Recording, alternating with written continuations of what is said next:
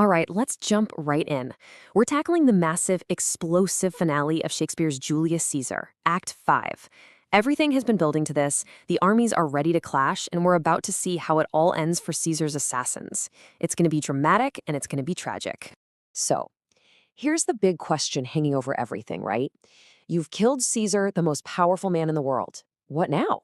Did Brutus and Cassius actually save the Republic like they planned? Or did they just punch their own tickets to disaster? Well, that's exactly what we're going to unpack. Okay, so here we are, the final standoff. All the talk, all the planning, it's all led to this. The two armies are finally facing off on the battlefield at Philippi. You can just feel the tension in the air. So let's get a clear picture of who's on what side. You've got Team Brutus and Cassius, right? The conspirators. They're fighting because they believe they're preserving the Roman Republic. Then you have Team Antony and Octavius. They're Caesar's avengers. And let's be real, they're motivated by revenge and a pretty big shot at grabbing power for themselves. So get this, before the fighting even starts, the generals all meet up. Now, you might think they're there for some last-minute peace talk, right? Nope, not even close. They're basically there just to yell at each other. A full-on war of words. They trade insults, call each other traitors. It's pretty clear at this point that there's no talking their way out of this. It's gonna get bloody. All right, so as the battle looms, it becomes clear that this isn't just about military strategy. Oh no, fate is about to step in. We're talking bad omens, superstitions, and one absolutely catastrophic mistake that will completely derail everything. You see, Cassius is a guy who usually doesn't believe in superstitions. He's very practical.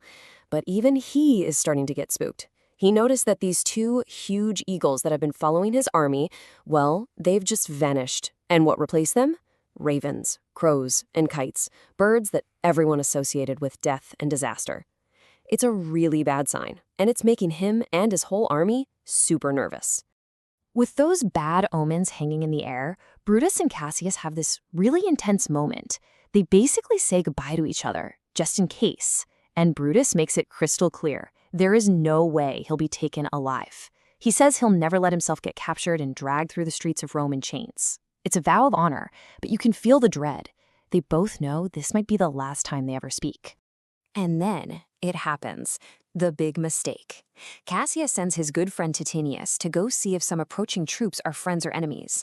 His servant, Pindarus, is watching from a hill, but he can't see clearly. He thinks he sees Titinius getting captured by the enemy, so he runs back and tells Cassius the terrible news. And Cassius, he's just devastated.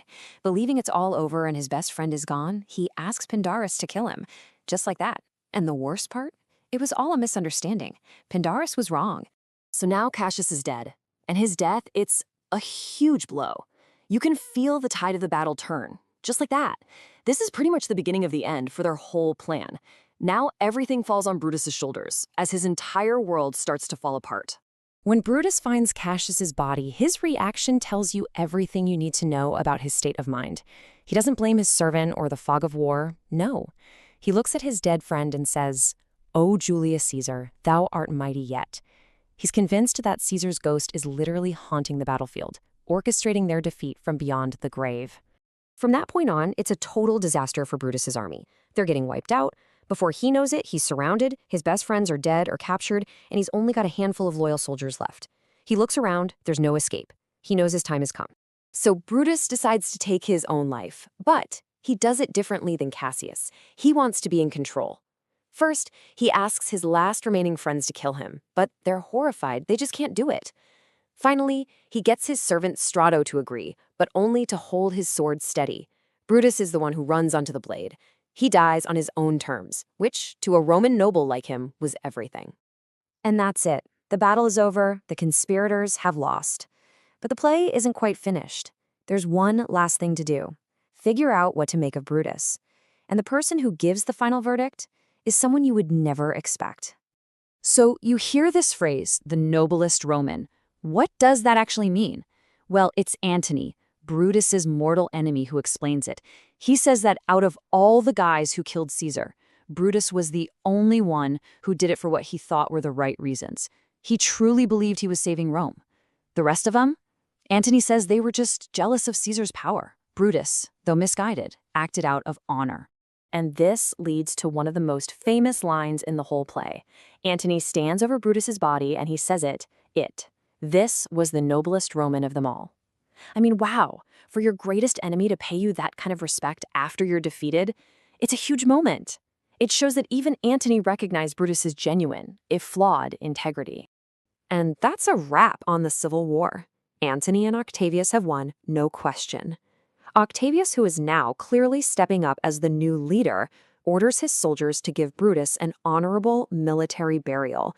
It's one last nod of respect to a worthy opponent. The fighting is finally over.